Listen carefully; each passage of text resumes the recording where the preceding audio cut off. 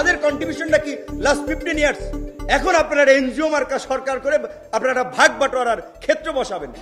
সরকার যেমন গঠন করেছি, নামাইতে বেশি সময় লাগবে না। কথা শুনবেন না, 1 মাস পরে সরকার পতন আন্দোলন শুরু করবো। এখন ডাক দেন, দেখেন সমন্বয়কদের পিছনে 1000 মানুষ পান কিনা। ডাক দেন, একটা প্রোগ্রাম ডাক দেওয়ান, দেখেন 1000 মানুষ থাকে কিনা। এটা কি মানে চারটিখানিক ব্যাপার? মনে হয় যে কয়েকজন ছাত্র ডাক দিছে আর এইভাবে রেজিস্ট্যান্স হয়ে গেছে, এইভাবে একটা গণ আন্দোলন হয়ে গেছে। এখন অনেকে মাস্টারমাইন্ড হয়ে গেছে, অনেকে প্রধান মুক্তমুখ হয়ে গেছে।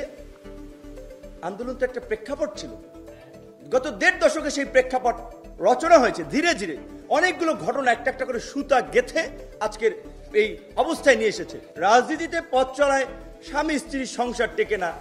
রাজনীতি তো একসময় মত পথের বিরোধ কেন্দ্র করে একজনের অভিমান মান অভিমান তৈরি হতেই পারে, সক্রিয়তা নিষ্ক্রিয়তা থাকতেই পারে। রাজনৈতিক দল ছাড়া এই আন্দোলনকে কখনোই সফল করা সম্ভব হতো না।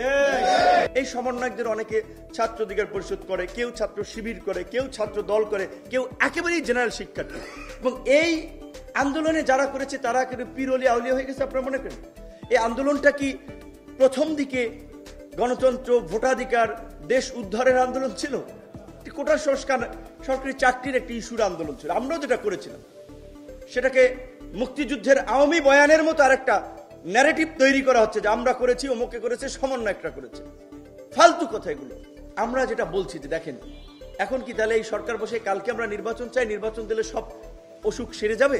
আমরা কিন্তু সেটাও বলছি না। যে কারণ রাজনৈতিক দলগুলোর যে ক্ষুধা, অনেকের গত 15-16 বছরের যে খিদা, কোন খিদা তা তো বুঝেন, বিভিন্ন ভাগ বাটোয়ারার ক্ষুধা হা করে আছে। রাতারাতি নির্বাচন দিলেও দেশের অবস্থা ভালো হবে না।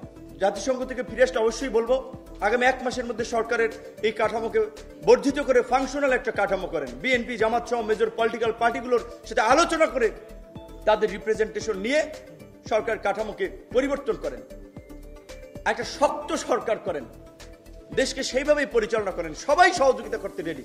কিন্তু রাজনৈতিক দলগুলোর সাথে যদি দূরত্ব থাকে আর ছাত্র সমন্বয়করা যদি এসপিডিসির অ্যাপয়েন্টমেন্ট করে, বিশ্ববিদ্যালয়ের ভিসিদের সাথে গার্ড অব অনার নেয়, বিশ্ববিদ্যালয়ের ভিসিদের শপথ পড়ায়, এই নৈরাজ্য দেখে তো রাজনৈতিক দলগুলো চুপ থাকবে না।